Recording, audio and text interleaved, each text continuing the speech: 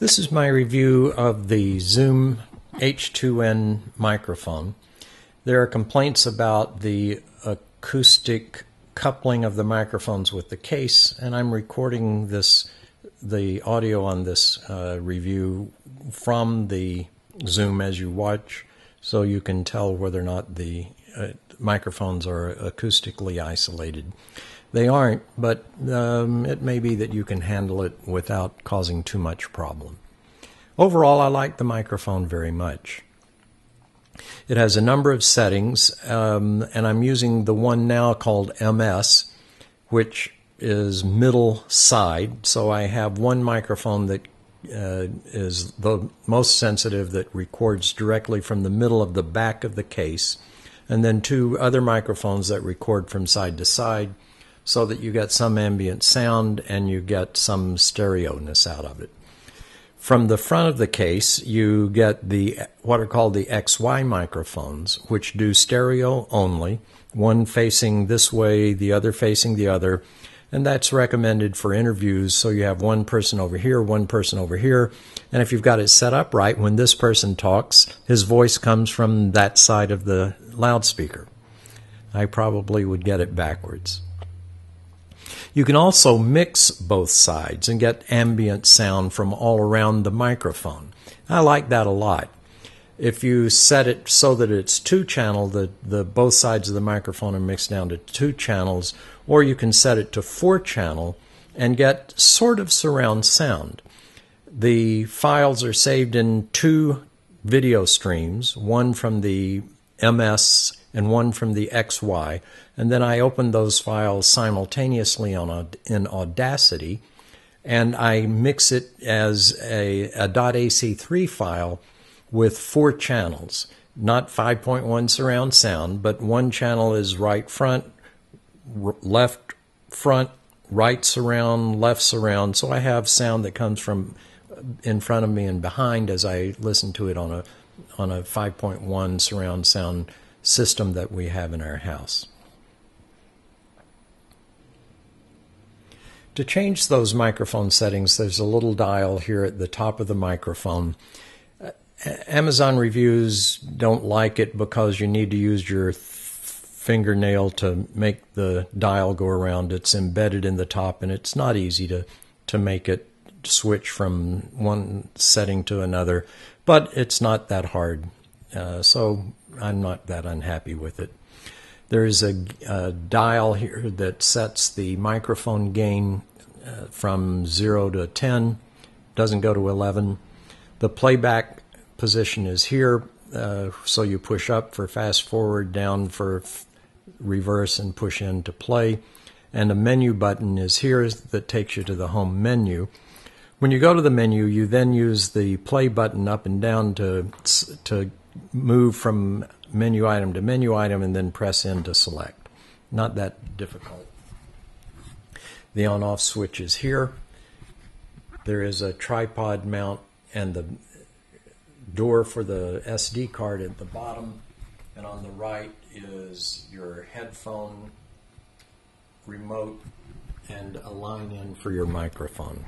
So if I've done this fairly well, you'll be able to get a demonstration here of the stereo capabilities of the MS microphones, and you've seen me switch from hand to hand so you can get an idea of the noise level when you handle the microphone. The microphones are not acoustically isolated from the case. I'm going to be listening to this to see how noisy it was when I'm handling it. On the front of the case are the S meters, which are completely invisible when I'm using the MS, which I recommend when you're doing one person doing a voiceover. So you have no clue how well you're doing. There is a light here at the top, and when you overdrive it, that light flickers. That's on MS. If you have the setting to XY, this light over here shows, and when you set it to 4-channel surround, they both show because both sets of mics are operating at the same time. So you have a total, to be clear about it, 2 microphones here, 3 microphones here, a total of 5 microphones.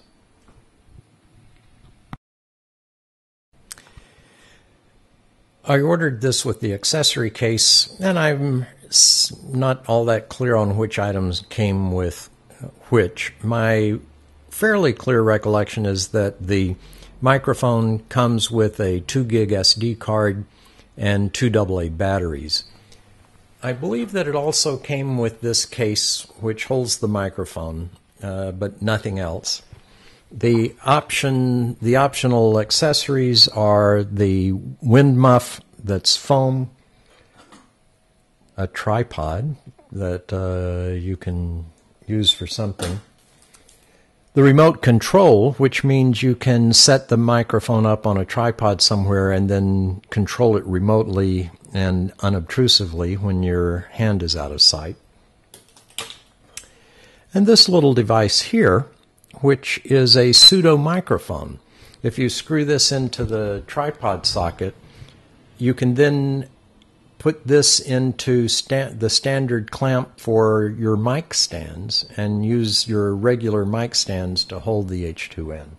I'm sure that's a very nice plus if you have mic stands. There are complaints, I might point out, that the tripod hole is plastic, so people fear that it will be easy to rip the threads out. There are also complaints about the cover for the SD card slot, and those complaints are founded. I had a little trouble getting the cover to hinge open so I could put the card in and then having it hinge shut. People have said they've broken it and recommend keeping gaffer tape handy so you can cover it up. I found it just as convenient to plug it into the USB port and have it used as a mass storage device. It shows up on my desktop and I drag all the files over to my Macintosh and save them. And I find that handier than removing the card, putting it in a card reader, plugging the card reader in, copying the files, removing the card reader, and taking the card out of the card reader and putting it back in. So from my point of view, the flimsy door is not an issue because I use this as a mass storage device. I'll point out that the microphone can also be used as your computer microphone. There's a setting to have it used as the audio input, and I've given that a try with Audacity, and it works fine. For comparison purposes, here's the sound from the microphone on my Canon G12 as I demonstrate some of the features of the H2n.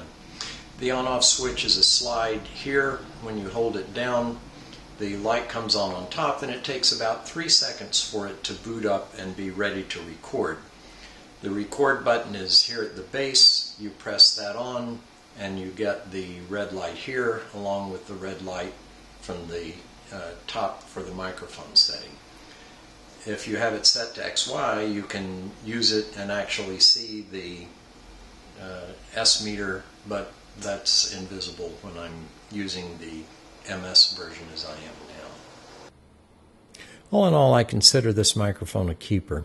I'm happy with the variety of options I have with it and the ability to transfer files to my computer over the USB port. I really like the ability to have 4 channels that lets me pick up ambient sound all around the microphone. I consider this a valuable adjunct to recording video at Burning Man, where there's a tremendous soundscape going on out on the playa, in addition to whatever visually is happening in front of me. I'll also use it at Maker Faire when I'm trying to record HF traffic on our mobile radio station. The microphone is about $160 on Amazon.